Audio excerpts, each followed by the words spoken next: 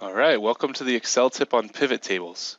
Pivot tables are one of my favorite topics in Excel because they're so powerful with data analysis, and hopefully you'll see that through this video. So the first thing I want to do is create a pivot table. So I'm going to select the upper left-hand corner of my data, and because my panes are split, you can see it goes from 12 to 8,758.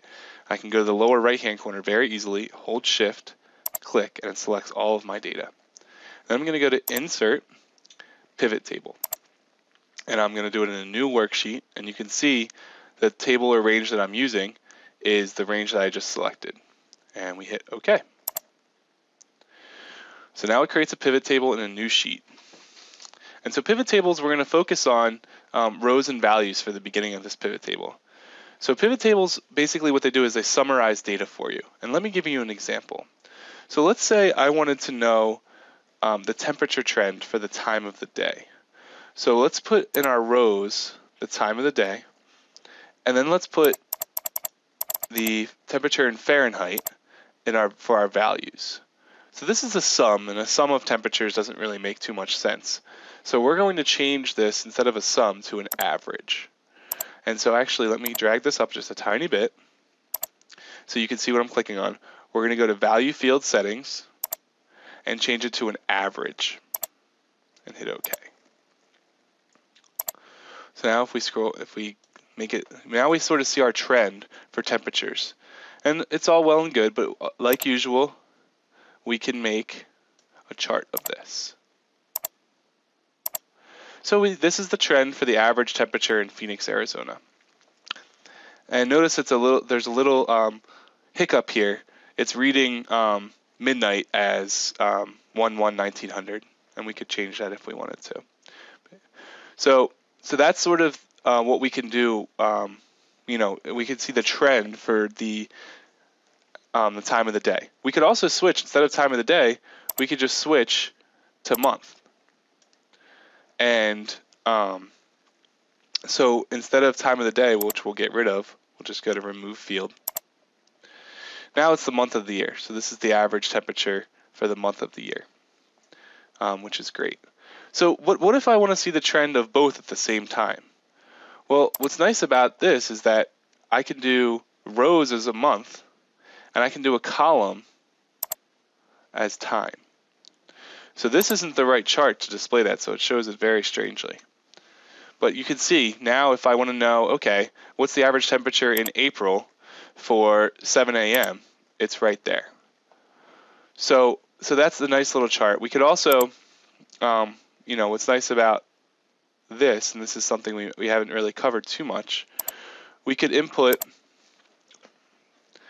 a surface chart for this. So this will give us, and it looks a little funny, but it'll give us sort of, this is the month of the year, and this is the hour of the day, and it shows us sort of the temperatures. And we can sort of see that the midday and mid-months are the highest, which are the green temperatures in this case. So it's a cool little chart to see, that you could sort of see the surroundings of what's going on with your temperature throughout the year. So this is something that, if you didn't have a pivot table, this would be very, very difficult to get all that data into this type of format. Because what it's doing is it's saying, okay, it's taking all of those values from, let's say, April, and at 10 a.m., taking all of those values of temperature and averaging them for you. And it's doing this for every single month and every single hour of the day. So this is something that would be very difficult to do on your own, if not virtually impossible.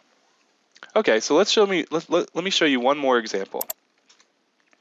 So we're going to get rid of the columns for now.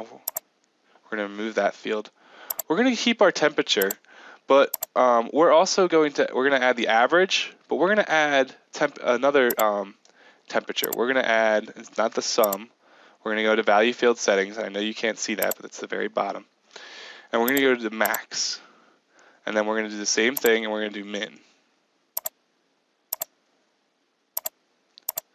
So now we have the max, the min, and the average temperatures. Let's go ahead and plot that.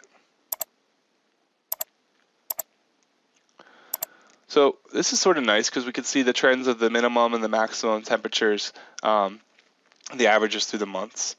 and it gives us a nice little way to do that. So we can also do filters with this. So maybe we want to just filter out, if we go to day of the week, maybe we want to filter out, we only want Sundays. So then that changes the values a little bit. With temperature, this isn't very, temperature doesn't really depend on day of the week, so it's not very helpful. But hopefully you see the real power of pivot tables. We can answer lots of other questions with this, so let me show you one more. So let me show you how to, instead of temperature, let's do solar power and its trend over the months. So again, the sum isn't great. And if you're not familiar with solar power, if it's really sunny out, watts per meter squared will be higher than 1,000. And if you think about it, the sun's down for half the day, so the averages are much lower than that. So we can do the average solar power, and again, we could chart this. And we see, again, which is good, that in the summer times, especially June, we have the highest amount of solar power hitting the Earth's surface.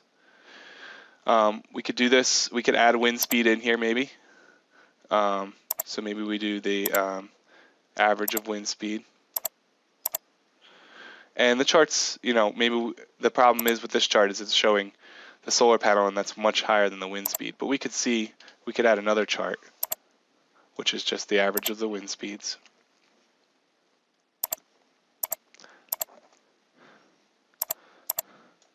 And we could see what was going on with that. Oops. So